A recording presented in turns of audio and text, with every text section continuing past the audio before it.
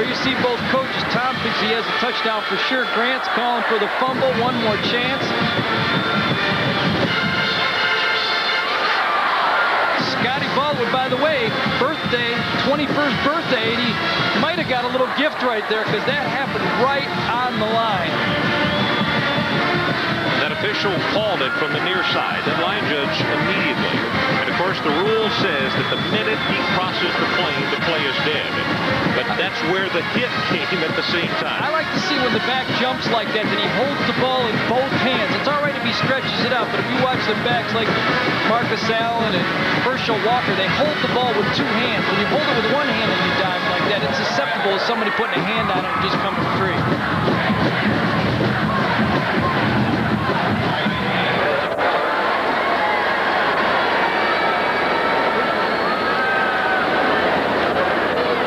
It's a happy birthday for Scott Baldwin because he becomes 21 years old tonight. He doesn't need any more presents. He's had a great night. Just about 100 yards for him. Told you a moment ago, 97 so far. Trooper Taylor, 25, hurdles out across the 30 to the 32. 17 seconds left. Disappointment. A lot of people say, you know, they came in here and they wanted to just keep this thing close. They'd be satisfied. Boy, when you get that close, you get down inside the 5. So let's take a break. 17 seconds left, and the Huskers 13-0. For all you rookies out there, the great Nolan Ryan will demonstrate his pitching technique. The Bic Metal Shaver, because I want to look as good off the mound as on. Before the game, it's Bic Metal. After the game, it's Bic Metal. The Bic Metal Shaver, because even good old boys want to look good. It's a choice of this right-hander, the Bic Metal Shaver. It makes me look good every time out. How's that one?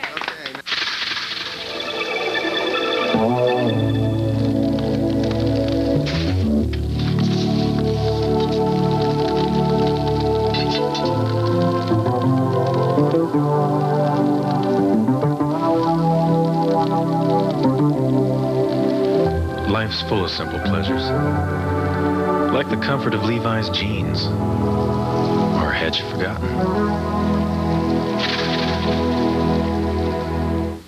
You know, there was a time when taking care of your car was about as simple as filling it up. But times have changed, so have cars.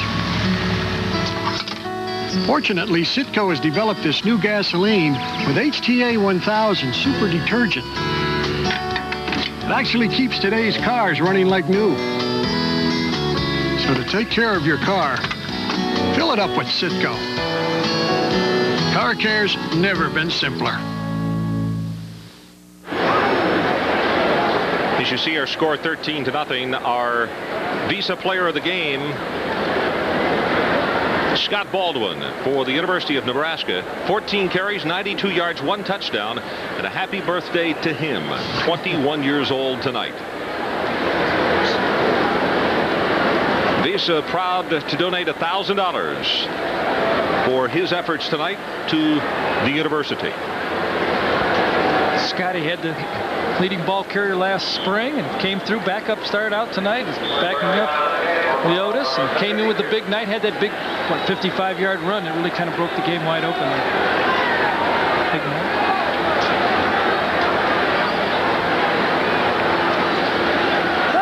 Needham back to throw. Near sideline, incomplete. Anderson is the man he was looking for, and he had run out of bounds on the near side. So 11 seconds left. David White, the closest man to him, on the cover.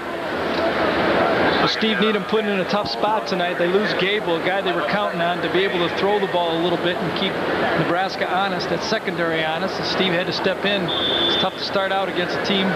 There you see Brad right there. Needs about 450 yards to become the all-time passer for Baylor. Should be back in a few weeks.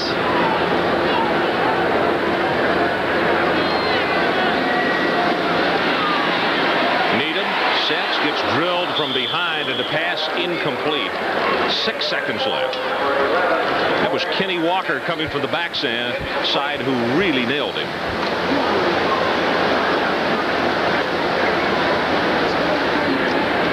Needham comes out, sets up, can't feel this one. That's tougher than running the option, believe me. And hitting on the ground like that, that's where the shoulder goes when you get driven into the ground like that. Needham now 2 of 6, 26 yards, and he's been sacked 5 times in tonight's game.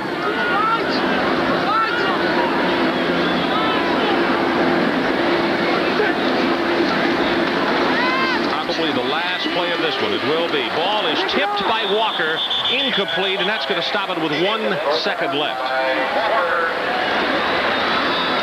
1 second. Steve Needham would have just liked to have that last second just tick off right there, I think.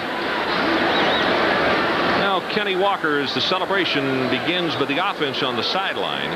Quite a story. Deaf since the age of 2, and he is on a lot of people's list for all everything. And he is absolutely excellent at rushing the quarterback. 6'4", 240-pound senior from Crane, Texas. Needham, last play of the game unless we have a penalty, and he just puts it up top. Bird comes up underneath it, and he makes the interception. Tackled at the 48-yard line, and this one is done as Nebraska wins it 13-0. Nebraska comes alive. They win a game that, boy, it was close all the way. It could have gone either way at the end, up until the middle of the 4th quarter. Fran Tapp has to be proud of his football team. Tom Osborne said this was going to be the best defense he faced all year. He wasn't lying to us.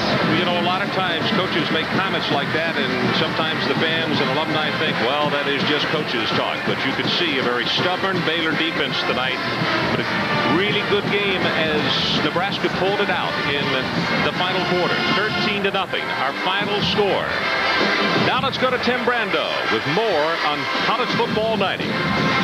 All right, Ron and Gary Danielson, job well done. And obviously a lot more yet to accomplish for Nebraska from an offensive standpoint. I am Tim Brando, and we welcome you to our College Football Scoreboard show. We will be with you, for about the next 35 minutes or so to bring you up to date on all the scores on this first Saturday of college football. Now, the menu isn't completely full, but there's still a great deal we can talk about. And Lee Corso, who is by my side, pretty impressive showing by Baylor, and not an impressive showing by the team that you picked earlier today on College Game Day to go into the Orange Bowl unbeaten.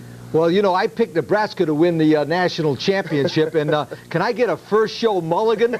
I mean, you know, like on the first tee, they didn't look very good. The quarterback play was sporadic. The play calling was questionable at times, but a tremendous on defense. They might have found a tailback in Scott Baldwin. He looks like a winner, but I was not impressed with Nebraska's total play. You can be impressed, though, I'm very certain, with Baylor defensively. I mean, we knew going in they played everybody tough defensively a year ago. But with Gable out, their offense was going to sputter. It did, and if it weren't for a fumble inside the 5-yard line after they had gone on 4th down and not converted, they may likely have won tonight's game. Yeah, but you got to remember one thing. Maybe the offense from Nebraska made the Baylor defense look better because they didn't have any passing game, didn't throw the ball, didn't use much imagination. Maybe he was holding everything, getting ready for Northern Illinois. All right, we'll hear from Coach Corso in just a few moments. But right now, let's talk about some other games tonight in college football. Huge story at Neyland Stadium in Knoxville, Tennessee. Chuck Webb left the game with a bruised right knee. Now, that's all we know for the time being. It doesn't appear to be a threatening injury for the remainder of the year. But one of the big problems facing college football today is getting adequate information throughout the course of a week as to the health of a given player. Most coaches don't want to give up questionable, doubtful, or probable as they do in the NFL because they like to play those games with the opposition. Now, speaking of the pros, how about George Allen? Remember those days in Washington with the over-the-hill gang? He got them together before the game and said, hey guys, 40 for 60 that stick together can't be beat. Unless you're Long Beach State and you're going to Death Valley to play the Clemson Tigers. Let's listen to what George had to say today in the locker room. You've come a long way. You've made a lot of progress. You're prepared. You're together as a team.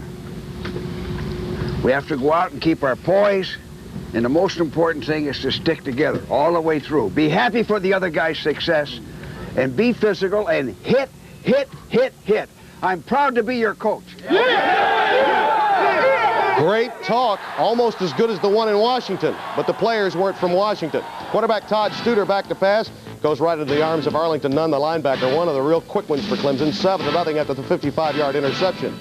Then with 9:38 left in the second quarter, Deshane Cameron, this is a young man that got some playing time last year. They think he's going to be a great one. That's a touchdown to make it 21-0. It nets 11 yards.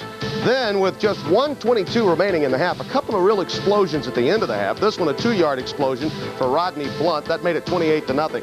Special team problems early in the season, particularly when you're outmanned. Watch the opening kickoff of the second half. Flanker Doug Thomas at the kick returning role. He will run it 98 yards. Good downfield blocking. And then the rest of it, the afterburners. And he goes all the way in for the touchdown. Clemson would win the ball game by a final score of 59-0.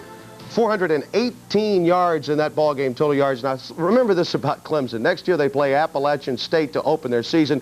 And the stat of the day, the last 4 years, the openers for Danny Ford and now for Ken Hatfield, they have won by a combined margin of 172-7. You don't want to be the head coach of Appalachian State next year. The folks from Boone won't be looking forward to the game against Clemson. Texas A&M taking on Hawaii. The Rainbows have become the Rainbow Warriors, and they were game one of our CFA doubleheader on September 1. Let's show you what happened. Lance Pavlis will hand off to Darren Lewis, a Heisman frontrunner this year, diving into your living room to make it a 7-0 Aggie lead. Then in the second quarter, Aggies running all over Hawaii. Pavlis scrambles, finds his tight end Derek Ware in the end zone. Aggies lead it 21-3. The highlight of the game for the Rainbow Warriors, Garrett Gabriel. Look at that. He gets away from a would-be tackler, then throws. Now watch, the defender doesn't come back until it's too late. And the receiver, Dane MacArthur, finds the end zone, 71 yards to strike. And the Aggies of Texas A&M get the victory by a score of 28-13. Now, Lee Corso is by my side. I'd like to get some comments from him on Texas A&M. And you know, Coach, when you stop and think about it, the Aggies are a club in the Southwest Conference that could go a long, long way toward the Cotton Bowl. And if they're going to go to the Cotton Bowl, Tim, they've got to win on the road. They play Arkansas, Houston, LSU, and Texas all on the road. That's why this game was very important. They won a big game in a circus-type atmosphere in Honolulu, Hawaii. Virginia and Kansas. Let's talk about that one. The Cavaliers venturing west of the Mississippi for only the 4th time, taking on a Kansas team that is very young. 71 of their players are freshmen and sophomores, maybe the youngest team in college football. And what happened? Well, a lot of heat. Turn it up in Lawrence at game time, 130 degrees. It didn't affect Sean Moore. He will pass to Bruce McGonigal, one of many a receiver that can run some outstanding routes. That made it 31-0 at halftime. Virginia's defense tough all day, here causing Jayhawk quarterback Chip Hillary to fumble. The Cavaliers allowed only one touchdown late in the 4th quarter as the Cavaliers roll on to a 59-10 victory. And Sean Moore, 3 touchdown passes in the game. They get Clemson next week in the first of 2 games that you'll see here on ESPN. That game, this early in the season, could determine the ACC title and a possible Citrus Bowl team. I mean, that's how important that game is next week. So we'll have more scores, more important scores for you, with highlights and more comments from Lee Cogent Corso when we come back. The Huskers win, but only by 13 at home.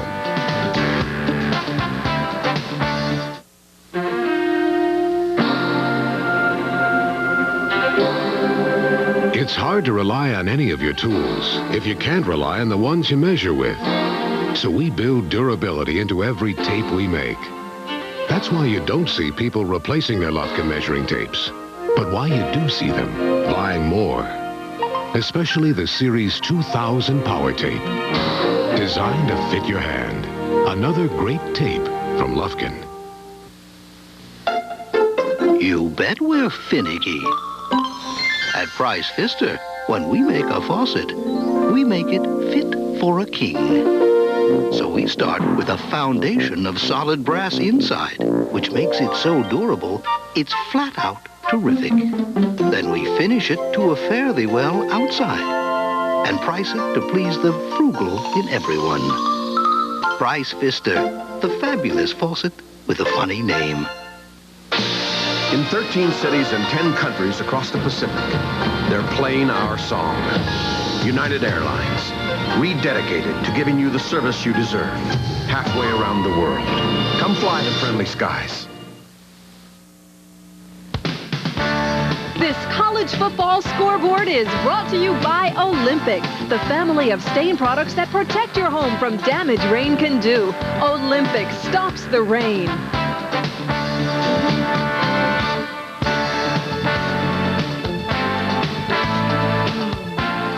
Welcome back to our college football scoreboard. I'm your host, Tim Brando. Lee Corso by my side. We'll be going back out to Ron Franklin and Gary Danielson on that Nebraska-Baylor game with some post-game comments a little bit later on. Right now, let's bring you up to date on some other scores and highlights of other games that were played today, beginning with the BYU-UTEP situation. Could it be another minor miracle before the Miami game? Look at this. This is Peter Tuipulotu crunching in from 2 yards out, and BYU with Ty Detmer, the Heisman front-runner at the quarterback position in the minds of many, along with Craig Erickson, right now against UTEP with a 21-10 lead. Now, he has a couple of touchdowns rushing. He did have a touchdown pass that was called back. He's 11 out of 18 so far. But remember this, the Miners are playing in El Paso City, and late one night a couple of years ago, they broke a long-standing streak against BYU. So as we continue to move on, Pittsburgh with Paul Hackett, the fine young coach of the Panthers, taking on Ohio U. This was his first game during the regular season. You'll recall he took over for Mike Gottfried for the John Hancock Bowl last year. And Alex Van Pelt will find Orlando Truitt. This is one of the more gifted wide receivers the Panthers have. That makes it a 14-0 game. In the second quarter, you're asking what happened with Swerve and Gervin? Well, Glenn DeVoe knows where to go, too. He'll go all the way into the end zone after breaking a couple of arm tackles to make it 21-3. Pitt's defense gets tough now, big and brawny. Up front, Nelson Walker forces the Ricky Howell fumble. Sean Gilbert recovers. And then, Swervin, Curvin, another Heisman candidate, but we could go on and on with that. I'm going to declare a moratorium on talking Heisman because there's about 50 Heisman candidates this year, at least in the first week of the season. 35-3, the final score. The Panthers get it done offensively. Van Pelt, 10 out of 13 for 151 yards in the ballgame, and he's a fine quarterback, and Paul Hackett has been known to work with some good quarterbacks during his days, both as a pro and as an assistant coach at college. West Virginia over Kent today by a score of 35-24.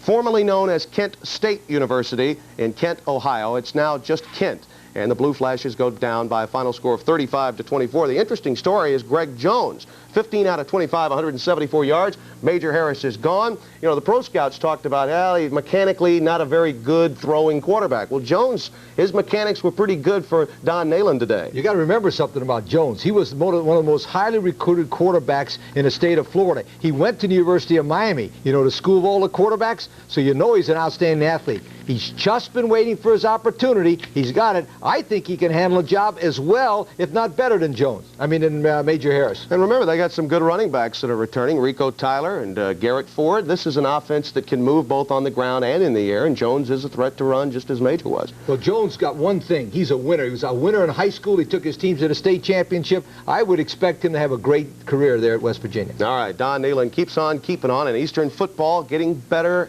every year, it appears. Stay with us. We have much more on the way.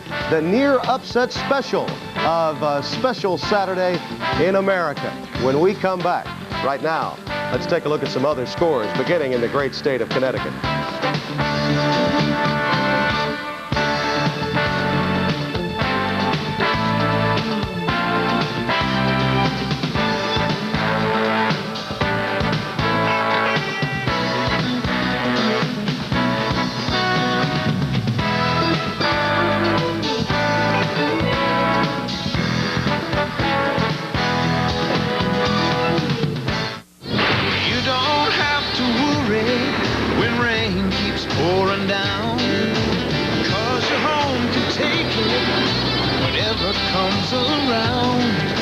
Introducing Olympic Water Guard for Wood, the one water sealant that goes beyond water repellency to resist sun damage, fight mildew, and strengthen wood. It's no wonder we'll stop the rain. Olympic stops the rain.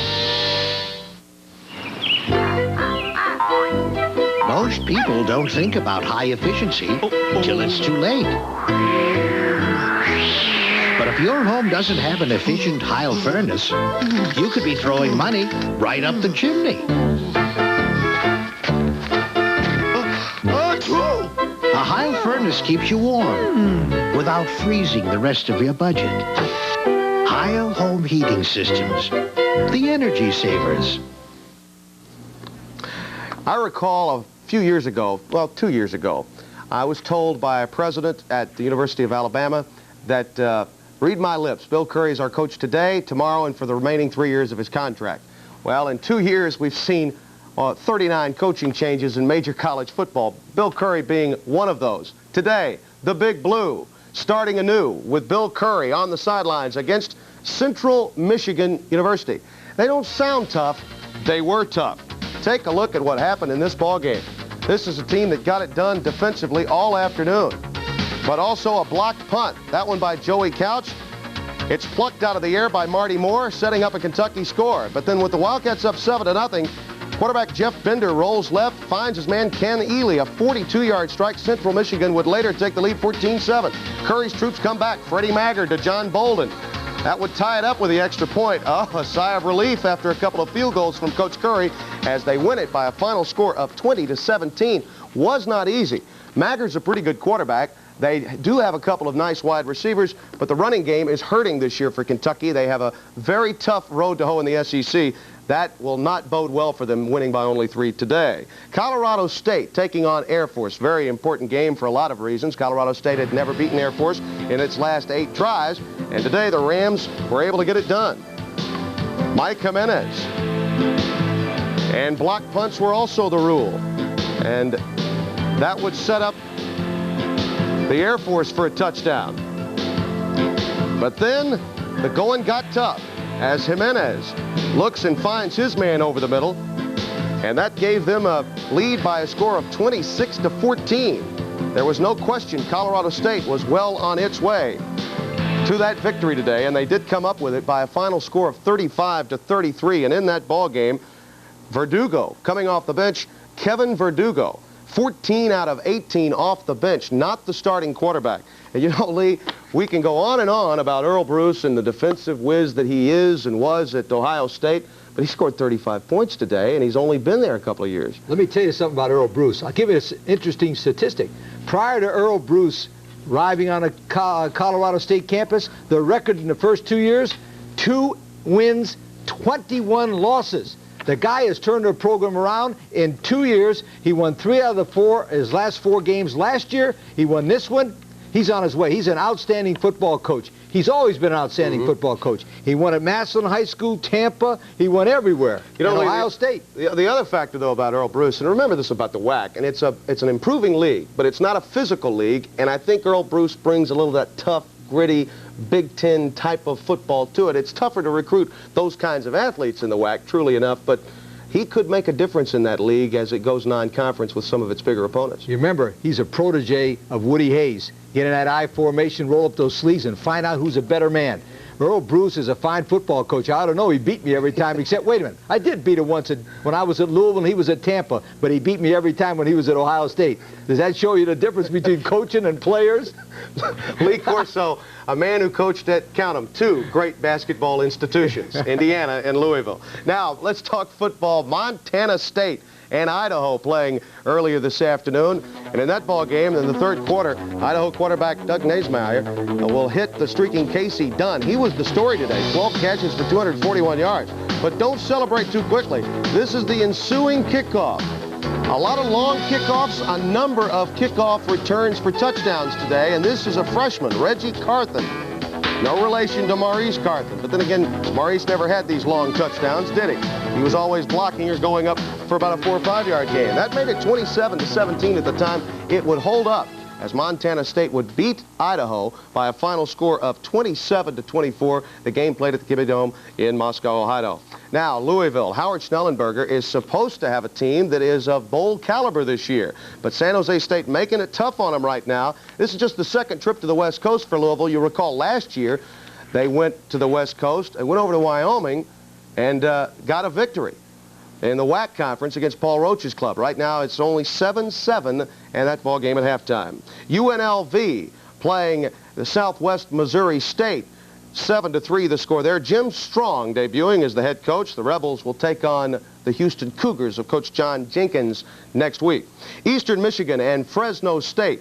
Another game being played out in Fresno. Jim Sweeney's club trailing right now Eastern Michigan by a score of 3-0. And by the way, Sweeney celebrating his 61st birthday today. Fresno State has won 16 straight home games. Stay with us. Much more yet to come. Scores, highlights, and a conversation in Lincoln, Nebraska with some special heroes and a head coach. Stay with us.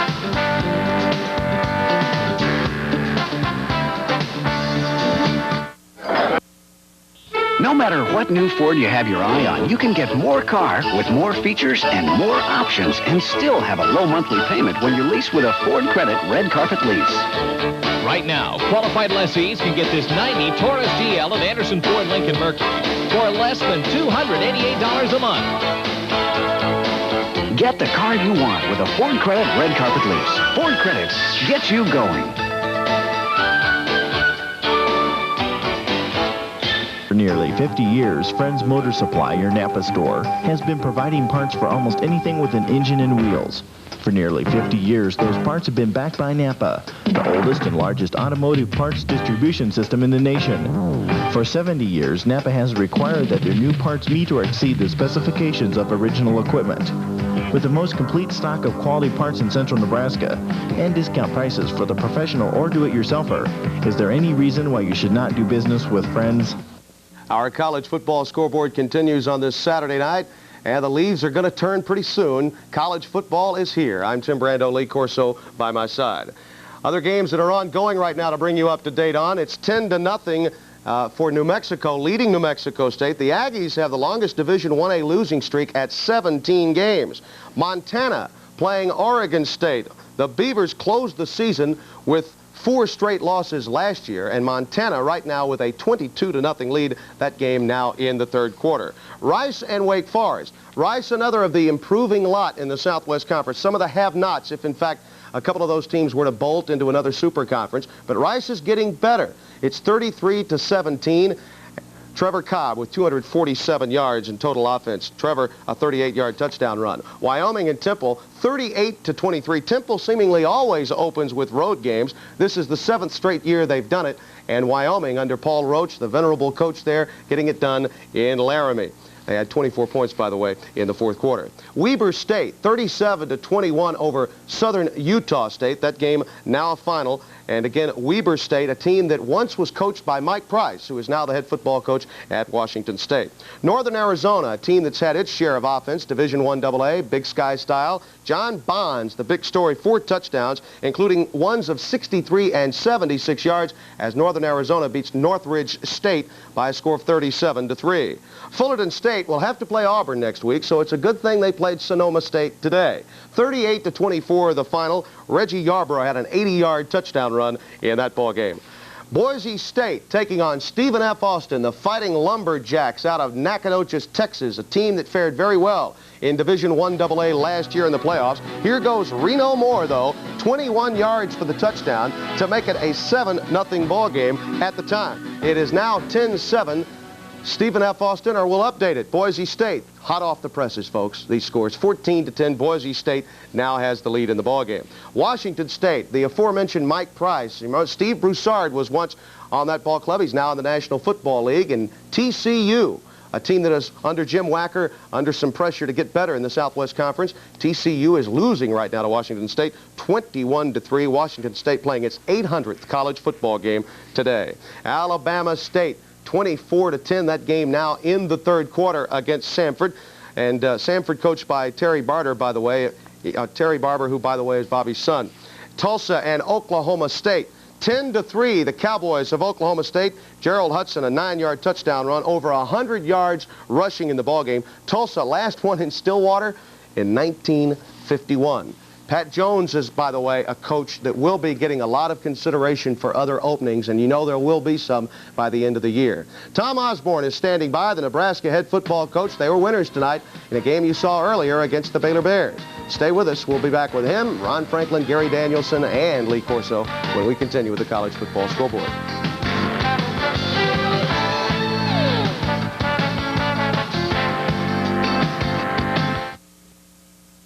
Carpenter Cars in Grand Island means great service, great deals, and best of all, fantastic savings. So why go anywhere else to buy a car? Come in today and compare all these makes and models. Chrysler, Plymouth, and Nissan cars, trucks, and vans. Plus a huge selection of quality pre-owned cars and trucks.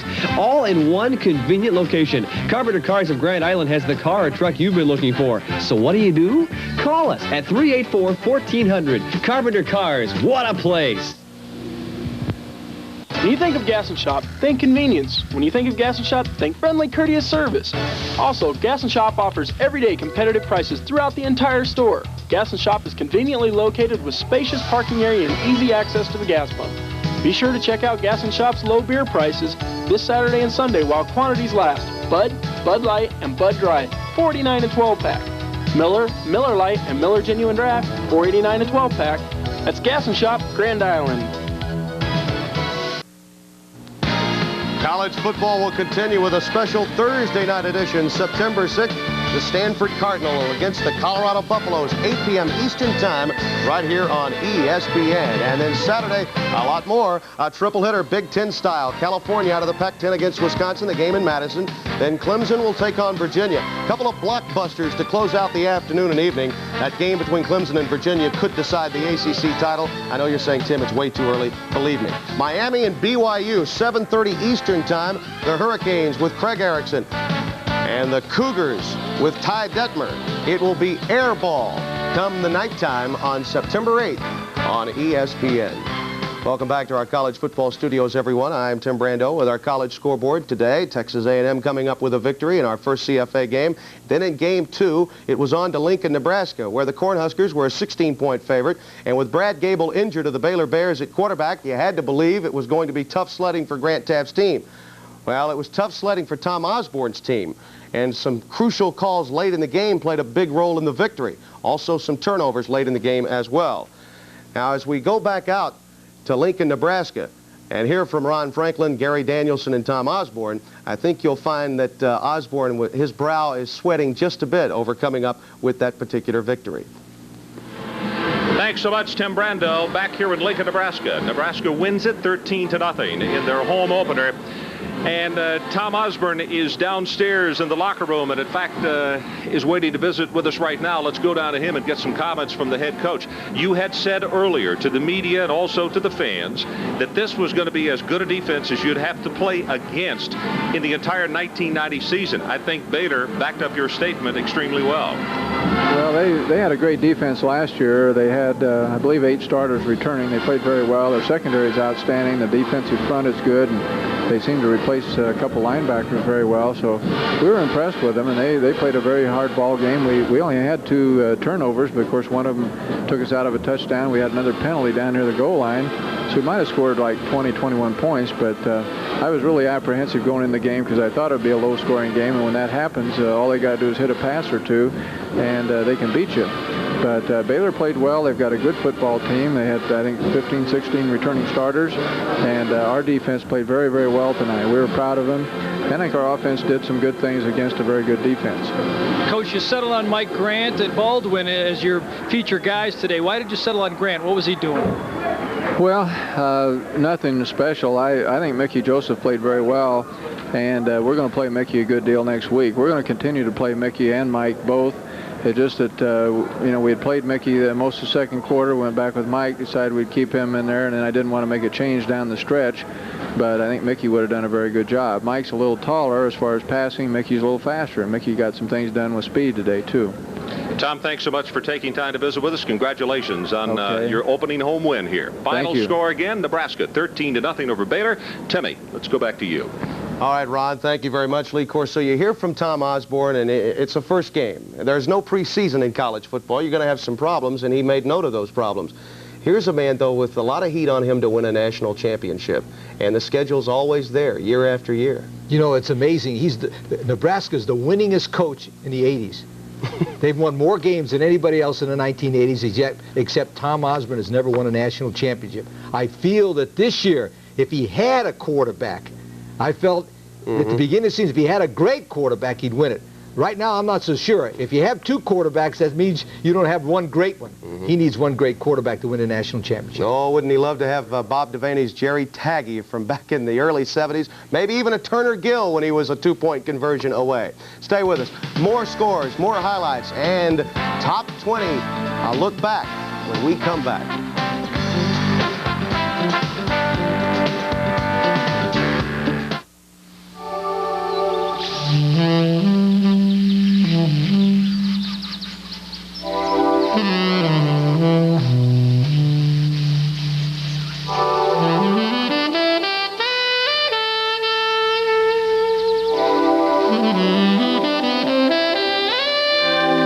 Life's full of simple pleasures, like the comfort of Levi's jeans. Or had you forgotten?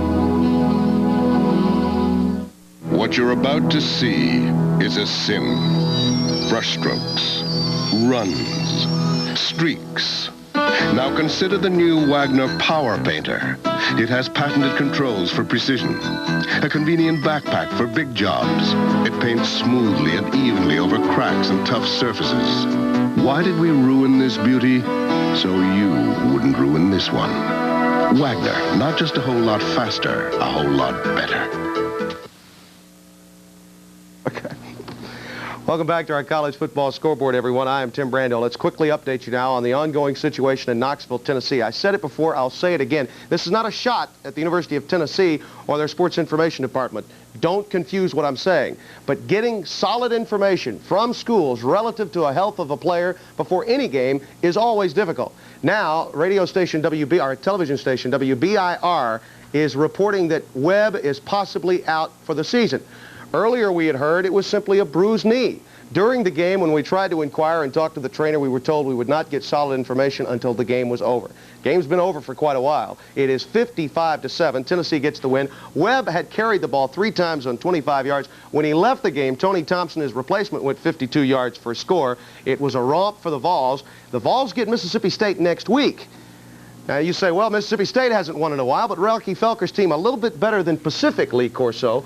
If Webb's out, and we're thinking now he may be at least for that game, what kind of impact does it have on the Vols? Well, let's give you the good news and bad news. The bad news, he's out. That means that Tennessee's going to have a tougher time winning this year. The good news, if he's out, he won't go to the pros next year. Because the rumor was he was going to have a great year this year and then go to the pros. He made the statement, Lee, before the first game played, that I'm going to go after the stats this year and then try to get the big money. Well, that means if he's out for this season, Majors gets him the next year if he stays academically eligible. But I think it'll hurt Tennessee, but they've got enough fine football players and play good defense. They can come back. So they lost Cobb a year ago. They lose Webb perhaps this year for the remainder of the year.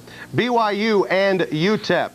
Let's bring you up to date on that ball game. 21-10 was the score, but a controversial ending to the half. On the verge of scoring now, UTEP. Now you can go right down and throw the ball in the ground and stop the clock. That's what the quarterback, Mike Perez, thought.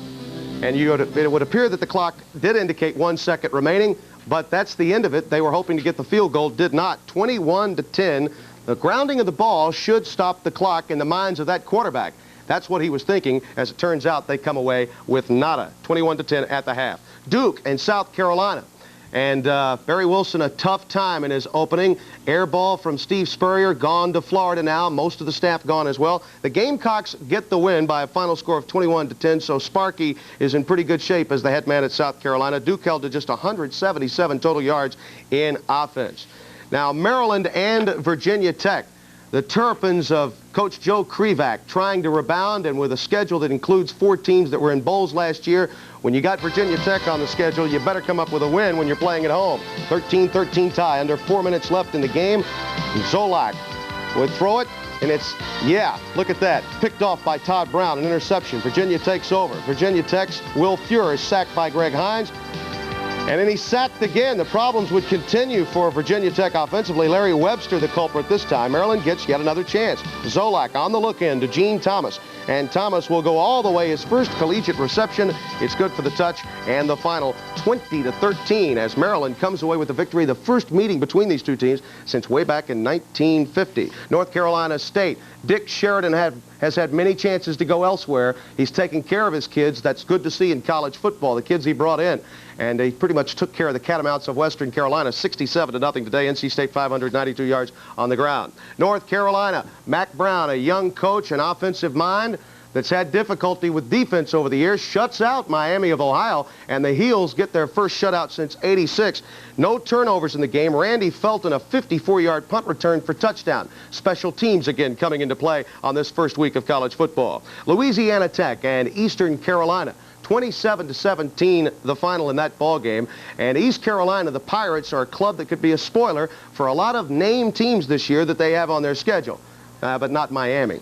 Not that kind of a name team. Furman, the Paladins, a Division I AA champion a couple of years ago against South Carolina State. The Bulldogs have had their share of difficulties the last couple of years. 24-7 the final in that ball game.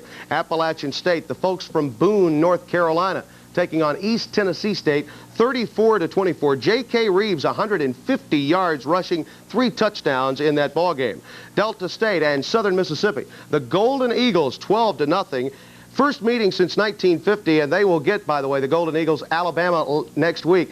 But remember what they did to Florida State in the first week last year. They're always tough against big schools. Alcorn and Grambling, this game now in the fourth quarter. 42-13. Eddie Robinson plays fewer home games than any coach in college football. He'll play a game in Shreveport, Louisiana at Independence Stadium. That's where tonight's game is. He'll play in East Rutherford, New Jersey. He used to play in Yankee Stadium. He uses up home games, and he's got a brand new stadium named after him. Hard to believe, but that's Eddie Robinson, a great man and a heck of a coach. Valdosta State and Georgia Southern. Tim Stowers debuting as the head coach of Georgia Southern. Of course, Irk Russell gone after those stellar years, taking his team to Division I AA crowns 2 years and having a fine quarterback in Tracy Ham. Rodney Oglesby, a 97-yard fumble return for a touchdown in that game. Southwest Louisiana and Tulane.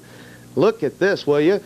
Greg Davis could be in some trouble. The folks from Green Wave country really wanted to see this team come up with victories, and losing to a club in state that just became a Division I-A school is not what they like to see in New Orleans.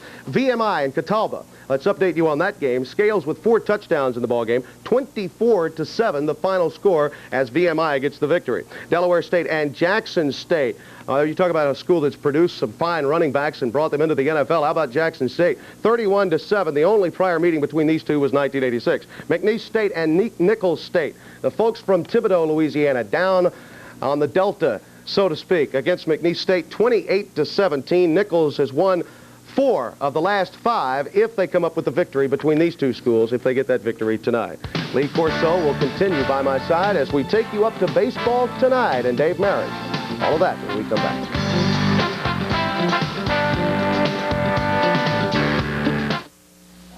You know, Dad always said, Norman, you have to give 100% every day. If you want 100% whole grain, only one of these leading cereals has it. Only Wheaties is made with 100% whole grain. Dad also said, Norman, if you want to be a champion, better get your whole grain. Better eat your Wheaties. But you better never call me Norman.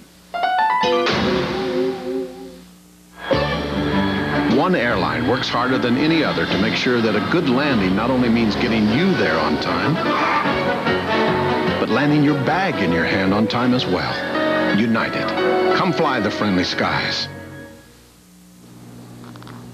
Again, a quick reminder, baseball tonight is on the way. Dave Marish, Ray Knight, and again, a number of others are on hand to bring you up to date on the pennant races as we head in to the stretch drive in the month of September. We need to update you on that Tulane situation, and as I mentioned, it's going to be tough on Greg Davis. 48-6 the final score. Nelson Stokely, by the way, is a hot name in the coaching ranks. He could be moving on from Southwest Louisiana. And Memphis State and Arkansas State. Arkansas State moving up to Division I. They have a 24-17 lead over the Tigers of Memphis State. That game now in the fourth quarter. And Sewanee against Davidson today. And Carl Cravens, 29 carries, 125 yards as they get the victory by a score of 17-9. For Lee Corso, I'm Tim Brando saying so long for our college football scoreboard. Baseball tonight is next. Good night.